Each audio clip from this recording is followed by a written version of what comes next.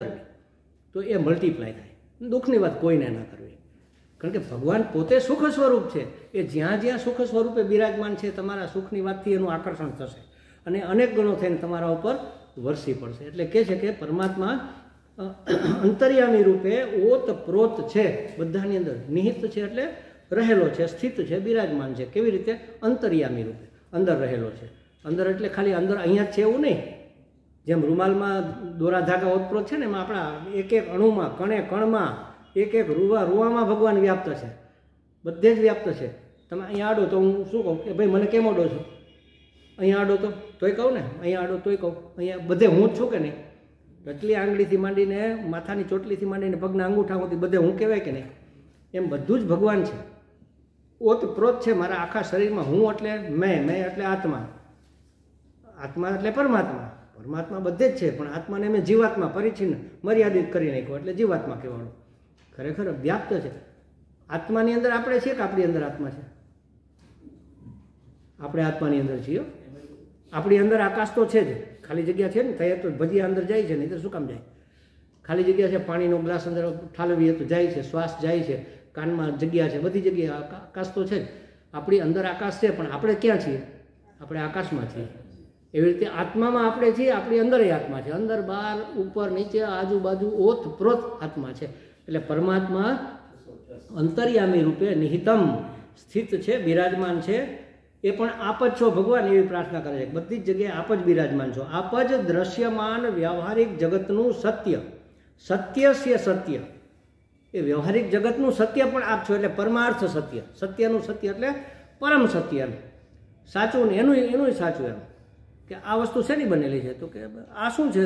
માનો કે કોઈ વસ્તુ છે, રમકડું છે, બેનો છે, વેલણ છે, માની લો. આ શું છે? તો કે વેલણ છે. પણ વેલણ શેનું છે? એ લાકડાનું છે. એ લાકડું શેનું છે? તો એ ઝાડનું છે. એ ઝાડ શેનું છે? જો આવી રીતે એક સાધના માટેની એક એવી પણ પદ્ધતિ છે. આ શરીર શેમાંથી બન્યું? હમણાં આપણે જોયું, અન્ન જળમાંથી ને. અન્ન શેમાંથી બન્યું? પૃથ્વીમાંથી. તો અન્ન તો ગયું, આ તો ખરેખર તો પૃથ્વી જ છે ને. આપણે એને અન્ન નામ આપ્યું. પૃથ્વીનો વિકાર એટલે અન્ન, વાસ્તવમાં તો પૃથ્વી જ છે. તો પૃથ્વી તો જળનો વિકાર છે. તો પૃથ્વી અપાઘાત, પૃથ્વી ગઈ. હવે શું વધ્યું? જળ. જળમાં આવી જાઓ કે જળ જ જળ છે બધે. આપણા શરીરમાં પણ 70% પાણી છે, બાકીનું છે એ પાણી નથી એવું નથી, બધું જળ જ છે. એ જળ થઈ ગયો. જળ શેમાંથી બન્યું? અગ્નિમાંથી. તો જળ અપાઘાત, અગ્નિ વધ્યું, તેજ વધ્યું માત્ર. તેજ શેમાંથી? વાયુમાંથી. વાયુ આકાશમાંથી. આકાશ શેમાંથી બન્યું હતું? પરમાત્મામાંથી. તમે પરમાત્મા છો. આવું ધ્યાન કરવું જોઈએ, હું પરમાત્મા છું. ત્યાં સુધી પહોંચવા માટે આ રિવર્સ પ્રોસેસ છે આખી. આ રિવર્સ પ્રોસેસથી મહાત્માઓ આવું ધ્યાન કરતા હોય છે. અખંડાનંદજી મહારાજ આવું ધ્યાન કરતા, અને એને સમાધિ લાગી જતી આવા ધ્યાનથી. અંતઃકરણ શુદ્ધ હોય તો લાગી જાય, નહીં તો થોડો પ્રયત્ન કરવો પડે, પણ થાય ખરું. આ બધું થાય. એક સાદું ઉદાહરણ દઉં તમને. જો આ 5 તત્વો આપણી અંદર કેવી રીતે છે. આપણે તો એ બધા બેઠા છીએ ને, સ્થિર છીએ. પૃથ્વી તો સ્થૂળ હોય ને, બેઠા છીએ, પૃથ્વી તત્વ છે. પછી આપણે પૃથ્વીને આપણે કશું જ કરતા નથી, એટલે આકાશ કશું જ નથી એમ. પછી આપણે ઊભા થઈને ચાલતા થયા, ગતિ એટલે વાયુ. પછી એમ થયું કે જરાક ઉતાવળે ચાલીએ અથવા દોડીએ, નહીં તો પહોંચાશે નહીં, એટલે દોડ્યા. એ તેજ ગરમી પેદા થાય શરીરમાં, ચાલવાથી કે દોડવાથી થાય ને. ગરમીથી પછી શું થાય? પરસેવો, જળ. અગ્નિમાંથી જળ. પછી ક્યાંક છાંયા ઊભા રહી જાય એટલે પરસેવો સુકાઈ જાય, શું થાય? મેલ. પૃથ્વી તત્વ થઈ ગયું ને. 5 તત્વો આપણી અંદર આમે છે જ. એ બધી પ્રવૃત્તિમાં દેખાય છે. એટલે ભગવાન તમે બધે ઓતપ્રોત છો, અમારી અંદર છો, બહાર છો, ઉપર છો, નીચે, આજુબાજુ બધે જ છો. આ દ્રશ્યમાન વ્યવહારિક જગતના સત્યનું પરમ સત્ય એટલે પરમાર્થ સત્ય, સત્ય છે સત્યમાં, આમાં શબ્દ આવ્યો ને, એનો અર્થ એ છે એ તમે છો. હવે જો આપણે ઘણી વખત પેલો અવસ્થાઓની વાત કરીએ ને, જાગ્રત. અત્યારે બધા જાગે જ છે ને, કે સૂઈ ગયું કોઈ? ના, આજે ન સૂય. આજ તો એને શીખી ગયા ને. આજે ઊંઘ ન આવે. જાગ્રત અવસ્થા. પછી આપણે સૂવા જઈએ એટલે તરત નિદ્રા ન આવે, આછું સપનું આવે, જેવું તેવું. પછી બધા સપનાઓ યાદ ન રહે આપણને. મહત્વના હોય યાદ રહે, અમારે ઉઠતી વખતે આવ્યું હોય યાદ રહે, બાકી વહેલા આવ્યો હોય તો યાદ ન રહે. એટલે જાગ્રતમાંથી સ્વપ્ન અવસ્થા, એ બીજી અવસ્થા. સ્વપ્નમાંથી પછી નિદ્રાવસ્થા, ગાઢ નિદ્રા, જેને આપણે સુષુપ્તિ કહેવાય શાસ્ત્રની ભાષામાં. પછી સુષુપ્તિ પછી ચોથી અવસ્થા આવે, તુરીય અવસ્થા. એ શબ્દ કેવી રીતે બન્યો? એ ખરેખર ચતુરીય અવસ્થા એવું છે. ચતુરીય શબ્દ છે, એમાં ચ લોપ થઈ ગયો. ચ બોલવામાં મજા નહોતી આવતી એટલે આપણે તુરીય કીધું એમ. તો તુરીય અવસ્થા નથી. જાગ્રત અવસ્થા છે, સ્વપ્ન અવસ્થા છે, સુષુપ્તિ અવસ્થા છે. તુરીય સ્થિતિ છે. સ્થિતિ મારી હુંની હોય અને અવસ્થાઓ શરીરની હોય, અવસ્થાઓ પરિસ્થિતિની હોય, અવસ્થાઓ મિથ્યાની હોય, સત્યની સ્થિતિ હોય, સત્યમાં સ્થિતિ હોય. એટલે એ તુરીય છે ને એ ચતુરીય સ્થિતિ છે આપણી. તો કહે છે કે ચતુરીય પરમાર્થ સત્ય એટલે ચતુરીય. એ તુરીય અવસ્થા, તુરીય સ્થિતિ એ આપ છો. ત્યાં સુધી પણ પરમાત્મા પ્રાપ્તિના જો કેટલા સરસ ઉપાયો બતાવી દીધા ને. આ અવસ્થાઓનું ધ્યાન કરો, ચતુરીય અવસ્થામાં પહોંચી જાઓ, પરમાત્મા પ્રાપ્તિ થઈ ગઈ. આમે સહેલા રસ્તા કેટલાય છે, હું તો ઘણી વખત કહું છું. તમે જુઓ, બેસીને ધ્યાન કરો, કાંઈ જોર કરવાનું નથી. ખાલી શ્વાસ આવે છે ને તમે જુઓ, શ્વાસ આવે છે, અંદર આવ્યો ને, ક્યાં સુધી ગયો, એના ભેગા ભેગા જાઓ તમે મનથી. જ્યાં ટચ કરીને પાછો વળે છે ને એ જે ટચિંગ પોઈન્ટ છે ને એ આત્મા, ત્યાં આત્મા પકડાશે. આત્મા તો બધે જ છે પણ ત્યાં પકડાશે, ત્યાં એની ચોટલી છે. એ જગ્યાએ તમે સ્થિર થવાનો પ્રયત્ન કરો તો આત્મપ્રાપ્તિ થઈ જાય, સમાધિ લાગી જાય, પ્રાપ્તિ થઈ જાય મને. પછી બહાર નીકળે શ્વાસ, જાય છે ને ક્યાં સુધી જાય છે, જ્યાં સુધી જાય ત્યાં હું આંખ બંધ કરીને જાઉં ભેગા ભેગા, જ્યાં ટચ કરીને પાછો વળે ને ત્યાં આત્મા છે. મંદિરે જાઉં છું ને બધા, મંદિરે જઈને આપણે બેલ વગાડીએ ને ઘંટની નીચે ઊભા રહેજો થોડી વાર અને આંખ બંધ કરીને એ અવાજ જે જાય છે ને અવાજની હારે હારે જાઓ, ક્યાં સુધી તમે જશો. ધીમે ધીમે પ્રેક્ટિસ કરશો ને તમે બ્રહ્મલોક સુધી પહોંચી શકશો. આવા તો કેટલા બધા સરળ ઉપાયો છે, એક એક ડગલે આપણને પ્રાપ્ત થાય. જેને સાધના કરવી છે એના માટે તો ખૂબ બધા રસ્તાઓ છે. પણ સ્વામીજી હજી તો મારે આ ફલાણું બાકી છે. ધ્રુવજી પ્રહલાદજી, નરસિંહ ભગવાન પ્રસન્ન થયા પછી પ્રહલાદને કે હાલો વૈકુંઠમાં આવે, તો કે હાલો આવીએ, પણ મારા જ એક કામ કરો, આ બધા મારા મિત્રો મારી હારે ધૂન બોલતા, આપના નામનું સ્મરણ કરતા, તો એને તો ભેગા લેવા પડે ને, હું એકલો ન આવું મારા મિત્રોને મૂકીને, તો હું સ્વાર્થી કહેવો. આ બિચારા અસુરના બાળકો છે, એમાં એનો શું દોષ છે, એને લઈ લ્યો. તો કે એની ઈચ્છા હોય તો લઉં ને, પણ તો કે હા હા હું કહું છું પણ કે તું પૂછી તો જોઈએ ને. બધા તો ઘેરે વહી ગયા હતા રમીને, બધા તો મહેલમાં હતા એટલે ગયા. પ્રહલાદજી દોડતા દોડતા ખખડાયું, એ સોમલા સોમલા સોમલા હાલ હાલ હાલ, તારે આવવું છે, ક્યાં જવું છે? તો કે મહારાજ આવ્યા છે, આપણને વૈકુંઠ લઈ જાય છે, તો મારા બાપાને પૂછી લો. પૂછી લે. એના બાપા કે અરે વૈકુંઠ ક્યાંથી આપણા નસીબમાં, તો સારામાં સારું કહેવાય ને, પણ હજી તો મારે આના લગ્ન કરવા છે, આને ભણાવવો ગણાવવો છે, ઓફિસર બનાવવો છે, હમણાં જાળવી જા પછી જાશું વૈકુંઠ. એક એક ઘરે પૂછ્યું, કોઈને લગ્ન કરવા હતા ને, કોઈને ભણવું હતું ને, કોઈને ડિગ્રી જોતું, કોઈને ઓફિસર બનવું હતું. વડીલો નહીં પૂછ્યું, દાદીમાં તમારે તો હવે 80-85 થયા. હા પણ મારા વગર ભેંસ દોવા નથી દેતી. આવું તો ખરી, પણ એક માણસ તૈયાર નહોતો થયો વૈકુંઠ જવા માટે. એ બધા કોણ હતા? અસુરો નામ ભૂલી જાઓ તમે, એ બધા આપણે હતા. આપણે અત્યારે ભગવાન આવીને એમ કે હાલો વૈકુંઠ કોને આવવું છે, તો બધાને કામ પેન્ડિંગ છે કે આવું, પણ હવે એક કામ કરો જરા આટલું આવું મારા અને મુનિજી જેવા નહીં બાકી છે. સ્વામીજી આવું પણ જરાક હું અંદર હંકેલો કરી લો. મારી લાઇબ્રેરી અત્યારે ઉઘાડી પડી, જરાક દરવાજા બંધ કરી ઉંદરડા કાપી નાખશે. ઓન ધી સ્પોટ અત્યારે ને અત્યારે મને પરમાત્મા પ્રાપ્ત થઈ જાય. અત્યારે અને અહીંયા જ નહીં થાય તો ક્યારેય ક્યાંય નહીં થાય. સમજો, જ્યારે થશે ત્યારે ઓન ધી સ્પોટ જ થશે, અત્યારે ને અહીં જ થશે.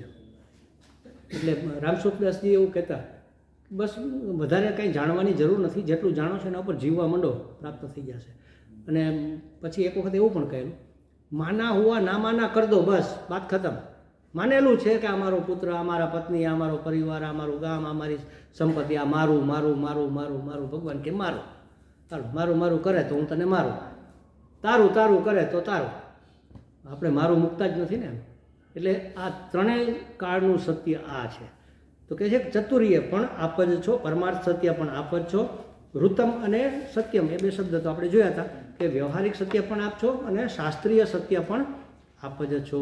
સમદર્શનના પ્રવર્તક રૂપ આપ છો. હે ભગવાન, આપ તો બસ સર્વ પ્રકારે સત્ય સ્વરૂપ છો.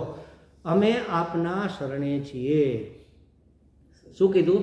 જો અન્ય શાસ્ત્રોમાં ગર્ભની બહુ નિંદા કરી છે અને અહીંયા કેટલી બધી સ્તુતિ કરવામાં આવે છે, કારણ કે જ્યાં ભગવાન પ્રગટ થાય ત્યાં તો બ્રહ્માજી ને શિવજી અને નારદજી પણ સ્તુતિ કરવા માટે આવે. તો દેવકીજીના ગર્ભમાં ભગવાન પધાર્યા એટલે સ્તુતિ કરીને. હવે આપણા એવા નસીબ ક્યાંથી, આપણને એમ થાય ને, થાય કે નહીં? દેવકીજીના ગર્ભમાં પ્રગટ થયા છે, ક્યાંયથી બહારથી આવ્યા નથી. આપણા ગર્ભમાંય પડેલા છે, આપણી અંદરે પડેલા છે, અંતરાત્મા રૂપે પરમાત્મા જ છે. અંતર્યામી કહી છે ને, અંતર્યામી. ઘણી વખત આપણે બોલીએ છીએ, ભાઈ તારો આત્મો માને એમ કર, તારો આત્મો તને કહેતો હોય કે આ કરવા જેવું છે તો કર. અંદરથી અવાજ આવે કે ના ના આ આપણને ન શોભે તો નહીં કર. ભગવાન છે જ, એ વિદ્યમાન છે, એને વર્તમાન કરવાના છે. વિદ્યમાન એટલે અહીંયા હાજર છે, પણ એને વર્તમાન કરવાના છે, પ્રગટ કરવાના. અવ્યક્ત છે એને વ્યક્ત કરવાના છે. બસ એના માટે સમગ્ર સાધના છે. સાધના એટલે બીજું કંઈ નથી, ક્યાંયથી બહારથી ભગવાનને લેવાના નથી. અને આપણે હંમેશા એવું કહીએ ને કે મારે પરમાત્માને પ્રાપ્ત કરવા છે. આપણી શું ત્રેવડ પરમાત્માને પ્રાપ્ત કરીએ? ખરેખર આપણે પરમાત્માને પ્રાપ્ત થવું છે. નદી સમુદ્રને પ્રાપ્ત નથી કરતી, નદી સમુદ્રને પ્રાપ્ત થાય છે. સમુદ્રના સ્થાને પરમાત્મા છે. આપણે તો ઝરણું નથી, એક સરવાણી છીએ નાની એવી. આપણે સમુદ્રમાં જઈને મળવાનું છે.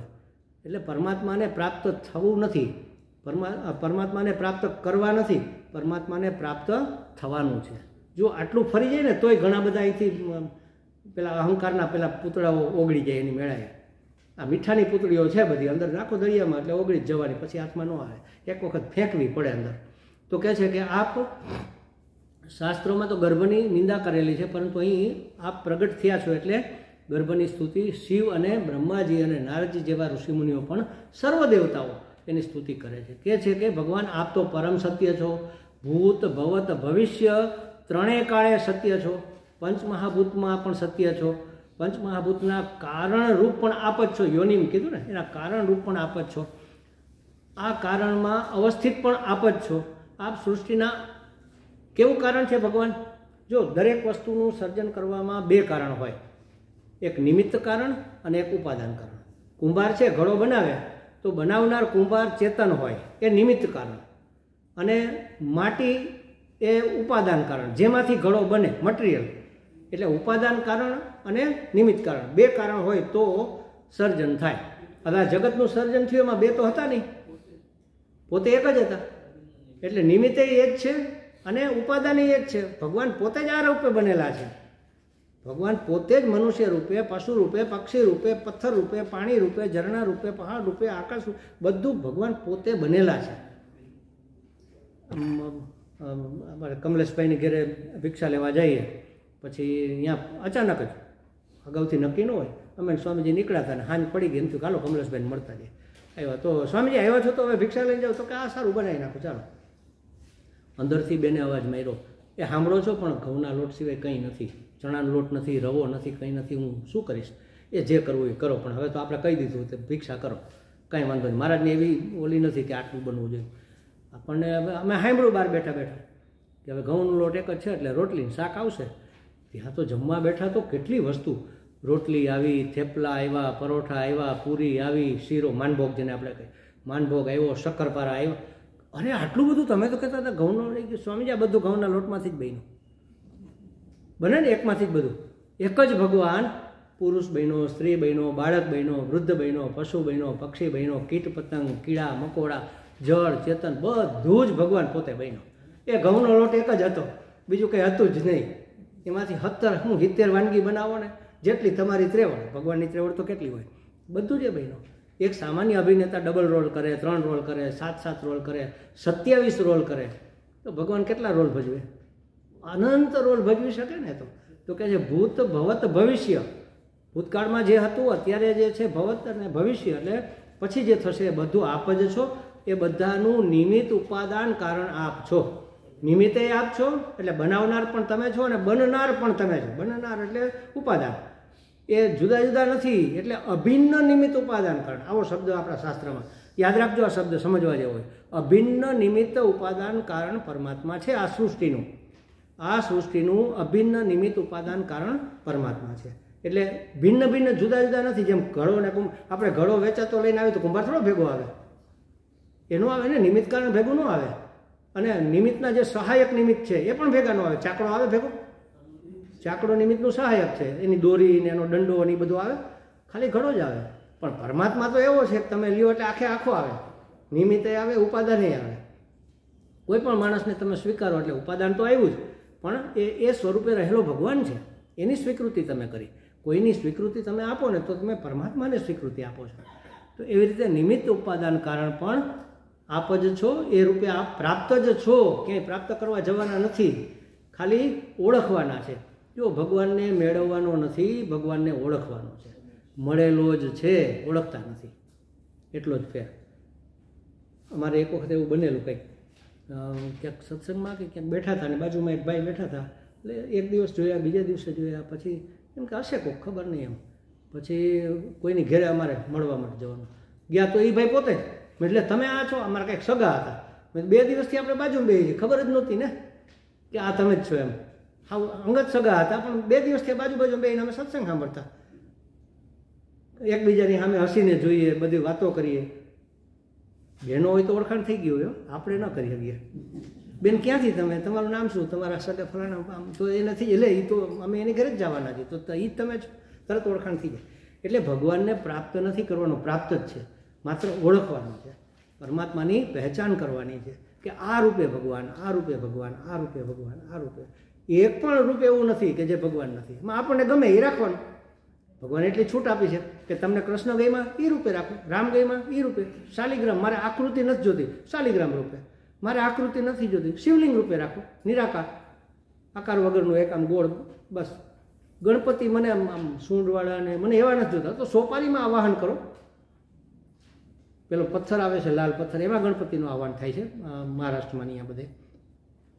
તો તમને જે ગમે એ બધું ભગવાન જ છે. અને બધું જ ભગવાન છે તો શબ્દો પણ ભગવાન છે, વાણી પણ ભગવાન છે. સમજો. એક ભક્ત હતો, એક મહાત્મા પાસે જાય છે કે મહારાજ મને મંત્ર આપો. મારે કે જા ભાગ, પછી આપીશ. હાવ ટૂંકમાં શું કહેવાય, ગોવાળિયા જેવો, રેઢિયાળ જેવો હતો એમ, કાંઈ ખાસ એવો નહોતો એમ કે આને શું મંત્ર દીક્ષા આપીને કરવું એમ, આને તો કંઈ આવડશે નહીં, આ કાંઈ સાધના તો કરી શકશે નહીં. એટલે અને મહારાજ ફ્રી નહોતા. 1 દી 2 દી 3 દી, જા ભાગ, નથી પછી આપશું, જા પછી આપે. એક દિવસ મહારાજ લોટો લઈને જંગલે ગયેલા. પહેલાંના જમાનામાં ટોયલેટ નહોતા ઘરમાં, અને ઓલાએ જોયું મહારાજ જાય છે, પાછળ દોડ્યો. તો મહારાજ આમ ખાડામાં બેઠા હતા, દૂરથી કે મહારાજ મને મંત્ર દીક્ષા આપો. એટલે એને કંઈક ભાગ નફટ આમ કરીને, હવે એને નફટ શબ્દ સાંભળેલો નહીં, એટલે સમજી ગયો ભગવાન મને મંત્ર આપી દીધો, નફટ નફટ નફટ, ભાગ નફટ, ભાગ નફટ, ભાગ નફટ, ભાગ. મીંડા એ તો જપ કરવા. લક્ષ્મીજી મૂંઝાણા કે ભગવાન આ તમારું નામ ભાગ નફટ કે દિવસથી પડ્યું, આ તો મેં પહેલી વાર સાંભળ્યું. ભગવાન પ્રસન્ન થઈ ગયા. બોલો, કોઈ પણ શબ્દ ભગવાન જ છે, પણ જે અરુચિકર હોય ને એને આપણે નથી સ્વીકારતા, કારણ કે એના વાઇબ્રેશન નેગેટિવ ઊભા થતા હોય. એટલે ગાળ છે કે નિંદા છે એ વસ્તુ સ્વીકારવામાં નથી આવતી, કારણ કે ભગવાન તો સર્વાંગ સુંદર છે ને, પરમ પવિત્ર છે, એમાં અપવિત્ર વસ્તુ આવે નહીં. પણ આ તો એક ખાલી જોક ખાતર કે કહેવાનો અર્થ એ છે કે ગમે એ મંત્ર, એક મંત્ર કોઈ કે આપ્યો તો કોઈ બ્રાહ્મણે, ગામડાના બ્રાહ્મણ ઓછું ભણેલો હોય બિચારા, લોટિયા હોય, લોટ માગતા હોય ને આરતી બારતી કરતા હોય, તો એને એક મંત્ર આપ્યો માતાજીનો, અશુદ્ધ મંત્ર હતો, અને એને ખૂબ માળા ને જપ ને પૂજા ને આરતી માતાજીનું ખૂબ કર્યું. એટલે માતાજીને થયું કે આ અશુદ્ધ મંત્ર બોલે છે, આને બિચારાને આટલો બધો ભાવ છે, તો હું જરા એને સાચો મંત્ર કહું. માતાજી પ્રગટ થઈને કે એલા તું આ ખોટું બોલે છે. તો કે સાચું શું છે? તો કે સાચું આવી રીતે બોલવાનું છે. તો કે ના માતાજી, મારે તો એ જ બરોબર, કારણ કે એ મંત્રથી તમે પ્રગટ થઈ ગયા, હવે એથી વિશેષ મારે શું જોઈએ? ભલે ખોટું બોલતો તોય તમે આવ્યા કે નહીં? તો પ્રગટ જ કરવાના હતા, દર્શન જ કરવાના હતા ને. માતાના દર્શન મને તમે પ્રાપ્ત થઈ ગયા, મારા ઉપર પ્રસન્ન થયા, મારામાં સુધારો કરવા આવ્યા, તો મારે તો હવે એ જ જોઈએ. મારે હવે સુધરેલો નથી જોતો મંત્ર. એટલે એવું ન માનવું કે ખોટું બોલીએ તો ભગવાન પ્રાપ્ત થાય, પણ ભાવથી બોલીએ તો પ્રાપ્ત થાય. મૂળ વસ્તુ એ છે. પછી સાચું ખોટું બીજા નંબરે આવે, અને સાચું બોલું તો વધારે સારું એમ. જે કાંઈ વાક્ય હોય સંસ્કૃતના એને જરા કાળજીથી આપણે બોલીએ. એના માટે કંઈ વ્યાકરણ નિષ્ઠ થવાની જરૂર નથી એમ. ચાલે, અમે નથી, મને કંઈ આવું આવડતું નથી. ગપ્પા મારતા સરસ આવડે છે, એટલે એ કરવાનું બસ. ગપ્પા ભગવાનના મારવાના, ગામના ગપ્પા નહીં મારવાના બસ.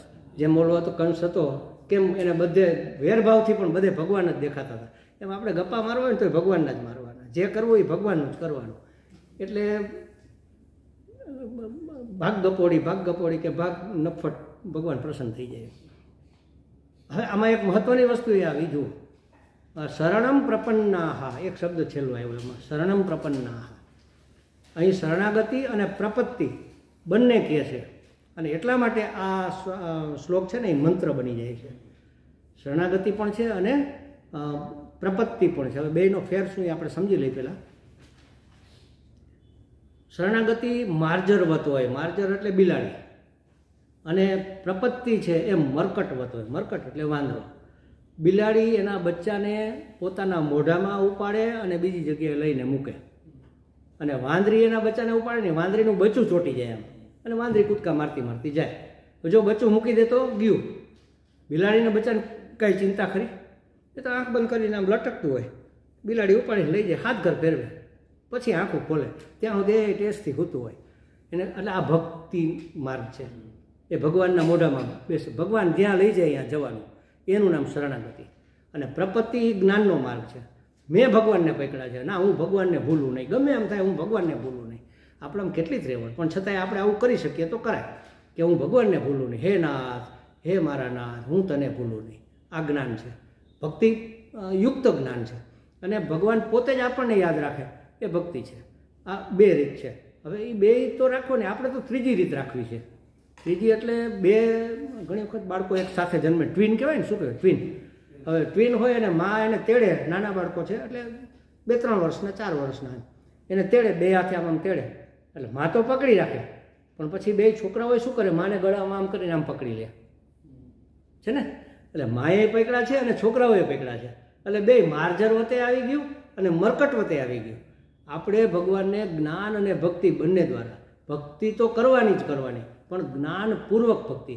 ભગવાન ભગવાન ભગવાન, પણ ભગવાન કેવો, ખાલી મંદિરમાં ઊભો છે આમ ટેઢી ટાંગવાળો એટલો જ નહીં, સર્વવ્યાપ્ત.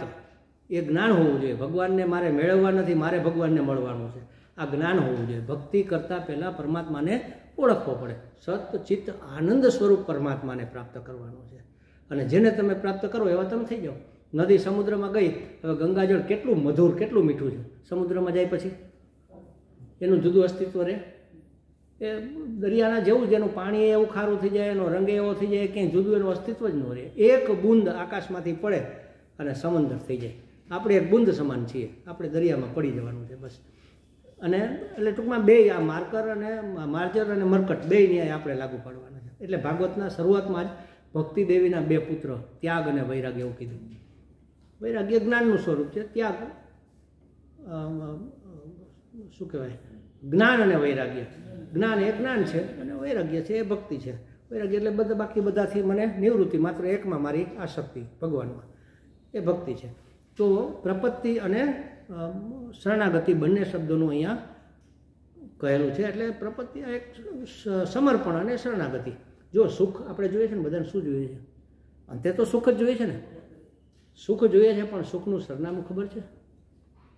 આ સુખનું સરનામું છે. બંને હોવા જોઈએ, પ્રપત્તિ અને શરણાગતિ. એ સુખનું ભગવાનને સોંપી દો ને બધું. દુઃખ આવે તો એનું, સુખ આવે તો એનું, પછી સુખ દુઃખનો પ્રશ્ન ભાગ જ વિભાગ જ ક્યાં રહ્યો જુદો? ખ્યાલ આવ્યો? સુખનું આ જ સરનામું છે સુખી થવા માટેનું. તો સુખી થવા આ બધી વસ્તુઓ સહેલી નથી. જો 7મા ગીતાજીના 2જા અધ્યાયના 7મા શ્લોકમાં અર્જુન કહે, કાર્પણ્ય દોષો પહત સ્વભાવ પૃચ્છામિ ત્વામ ધર્મ સમૂઢ ચેતા યથેચ્છ શ્રેયમ નિશ્ચિતમ બ્રૂહિ તન્મે. પછી શું કહે છે? શિષ્યસ્તેહમ સાધી મામ પ્રપન્ન. હું તમારે શરણે આવ્યો છું, શિષ્ય થઈને પ્રપન્ન થયો છું. જો પ્રપન્ન થયો છે, શરણાગત નથી થયો. જો શરણાગત થયો હોત ને તો એના પછીના જ 9મા શ્લોકમાં એવું ન કહે કે બધું કરીશ, યુદ્ધ નહીં કરું. તો શરણાગતને પછી પસંદગી ક્યાં હોય? એ કહે છે ને ભગવાન, ન યોત્સ્ય ઇતિ ગોવિંદમ, હું યુદ્ધ નહીં કરું, બાકી મને રસ્તો બતાવો. તો પછી તું ક્યાં શરણાગત થયો? શિષ્ય હોય, પસંદગી એને થોડી હોય, એ તો એના ગુરુ હોય, એ કેમ કરવાનું હોય ને. 7મા શ્લોકમાં કહે છે કે પ્રપન્નમ, અને 8મો એક શ્લોક મૂકીને 9મા શ્લોકમાં તરત કહે છે કે ન યોત્સ્યામિ ગોવિંદમ, હે ગોવિંદ હું લડીશ નહીં. પછી એટલે ભગવાને 700 શ્લોક કેવા પડ્યા કે હવે આને પ્રપન્નમાંથી શરણાગત કરવો પડે, ત્યાર પછી થાય. બધું કીધા પછી ભગવાન એને કહે છે યથેચ્છસી તથા કુરુ, તને જે ઠીક લાગે એ કર. હાલ આટલું મેં તને સમજાવ્યું, હવે તને ઠીક લાગે એ કર. ત્યારે એ શું કહે છે? નષ્ટો મોહ સ્મૃતિર્લબ્ધ્વા. ત્યારે કહે છે કે કરીશીએ વચનમ, હવે તમે જેમ કહેશો એમ કરીશ. યુદ્ધ નહીં કરું, ફલાણું નહીં કરું, એવું કંઈ નહીં, તમે જે કહો એ કરીશ. હવે શરણાગત થયો. જુઓ, ઠેઠ 73 18મા અધ્યાયના 73મા શ્લોકમાં ઠેઠ શરણાગતિ આવી. ત્યાં સુધી પ્રપન્નતા હતી. આપણે તો પહેલેથી લઈ લેવી છે. આવે ન આવે એવું નથી, પણ જ્યાં બુદ્ધિ જ વધારે બળવાનો હોય ને ત્યાં આવા બધા તર્ક સૂજે, શરણાગતિ જલ્દી ન આવે, પ્રપન્નતા આવે. સ્વામીજી તમારો શિષ્ય છું, મારે લાયક સેવા કહેજો. આપણે આવું કહેતા હોય છે, ઘણા કહેતા સાંભળાય છે ને, સ્વામીજી મારે લાયક કંઈ સેવા હોય કહેજો. દરરોજ એક ભાઈ આવીને કે સ્વામીજી મારે લાયક કંઈ સેવા, મોટો માણસ હતો, કહેજો. સ્વામીજી બેઠા હતા અંદર, અને બરોબર વાવાઝોડું જે જરાક વરસાદ પહેલાં પવન આવે ને તો ઝાડના પાનમાં ઉડીને પોર્ચમાં આગળ બધા આવી ગયેલા. તો કે એક કામ કરો ને, ત્યાં સાવણી પડી, ઓલા પાન બહુ આવી ગયા, જરાક ખસેડી નાખો ને. તો એ ભાઈ બહાર નીકળીને ગોતે કોક હોય તો એને કહું કે ભાઈ આવો તો જરા, કારણ કે આ સેવા મારે લાયક નથી એવું માને છે. મારે લાયક સેવા એટલે શું કે મને સુપરવિઝન હોય, તું આમ કર, તું આમ કર, તું આમ કર, એવું હોય તો મને કહેજો, તો એ હું કરીશ. આમ હેડ થવાનું હોય તો હું કરીશ. મારે લાયક એટલે કોઈ પણ ગુરુ સેવા કોઈ પણ મારે લાયક જ હોય. ભાઈ તમે જરા બહાર બેઠા જો છાંટા આવે એવું છે, મારા ચપ્પલ ત્યાં પડ્યા જરા આ બાજુ મૂકી દો ને, મારે લાયક નથી ને આ. એટલે આપણે શું કરીએ, બીજું કોઈ છે નહીં ને, નથી તો હવે મૂકવા તો પડશે. એટલે હાથ નો રેડી, પગથી આમ ખસેડીએ. એ તો દોષ લાગે, કેવડો મોટો દોષ લાગે. પણ આપણે તો મૂકવાનું કીધું, મૂકી દીધા, કારણ કે મારે લાયક નથી. એ આપણે નક્કી કરવાનું મારે લાયક શું છે. શરણાગતને લાયક બાયક કાંઈ ન હોય, જે ઈશ્વર સોંપે એ આપણો ગુરુ જે સોંપે એ લાયક. એ કે કામ કર, કરી નાખવાનું, આંખ મીચીને કરવાનું, એમાં પછી તર્ક નહીં કરવાનું. આપણું શાસ્ત્ર છૂટ આપે છે, તમે વિવેક કરો, કરવાનું છે કઈ રીતે કરવું એનો વિવેક કરો. શું કરવું એ ગુરુ કહેશે તમને કે ભાઈ આ કરો, પછી કઈ રીતે કરવું એ તમે નક્કી કરો, એ તમારે વિવેક વાપરવાનું, એટલી તમને છૂટ. પછી આંધળા થઈને કરવા માંડીએ ગમે એમ તો એને અંધશ્રદ્ધા કહેવાય. પેલો એક ભાઈ ક્યાં આપણે આ નંદી મનુષ્ય ખેડૂત હતા, એ મળવા આવ્યા, મનુષ્ય જ મળવા આવ્યા કે શિવજીને મળવું છે. તો કે નહીં, શિવજી અત્યારે એકાંતમાં છે, કામ હોય મને કે હું સમાચાર આપી દઉં. તો કે હવે અમારે કેટલી વાર ખાવું ને કેટલી વાર નાવું એ તો જરાક અમને ચોખવટ કરી દો. તો કે લાવો હું પૂછી આવું. અંદર જઈને શિવજીને પૂછી આવ્યા કે મહારાજ મનુષ્ય આવ્યા છે અને પૂછે છે કેટલી વાર ખાવું ને કેટલી વાર નાવું. તો કે જાઓ કહી દો 3 વાર નાવું 1 વાર ખાવું. એટલે એ કૈલાસથી આમ બોલતા બોલતા એના ગેટ સુધી 3 વાર નાવું 1 વાર ખાવું, 3 વાર નાવું 1 વાર ખાવું, 3 વાર ખાવું 1 વાર નાવું, 3 વાર ખાવું, ઊંધું થઈ ગયું. આવીને કે જાઓ 3 વાર ખાવું 1 વાર નાવું. પછી અંદર જઈને બેસી ગયા. શિવજી સમાધિમાંથી જાય ગયા એટલે કે કહી દીધું. તો કે હા કહી દીધું. મારે શું કીધું? તો કે 3 વાર ખાવું ને 1 વાર નાવું. અરે ધરતી ઉપર એટલું અનાજ જ નથી, હવે જાઓ બળદ થઈને પેદા કરો અનાજ અને ખવડાવો. એટલે નંદી ભગવાનને બળદ થઈને આવવું પડ્યું. એટલે કેમ કરવું એ આપણે નક્કી કરવાનું, શું કરવું એ ભગવાન કહે, એ ગુરુજી કહે. તો એ પ્રમાણે જો કરીએ તો સુખનું સરનામું દૂર નથી, આપણને પ્રાપ્ત થઈ જાય. પ્રપન્નતા અને શરણાગતિ બંને વસ્તુ આપણા જીવનમાં આવવી જોઈએ. શરણમ પ્રપન્ના, હા અમે આપને શરણ પણ છીએ અને આપને સમર્પિત પણ છીએ. પ્રપન્ન એટલે શરણ છીએ અને સમર્પણ એટલે બધું જ અર્પણ કરી દીધું, મારો અહંકાર સહિત, એને કહેવાય પ્રપન્ના. તો આવી રીતે આ બહુ સરસ પ્રાર્થના ભગવાનની ત્યાંથી શરૂઆત થાય છે. હવે બધા શ્લોકોમાં આવી જ સરસ વાતો આવશે, એ આપણે કાલે કરીશું. ઓમ પૂર્ણમદઃ પૂર્ણમિદં પૂર્ણાત પૂર્ણમુદચ્યતે પૂર્ણસ્ય પૂર્ણમાદાય પૂર્ણમેવાવશિષ્યતે. ઓમ શાંતિ શાંતિ શાંતિ. હરિ ઓમ શ્રી ગુરુભ્યો નમઃ. હરિ ઓમ.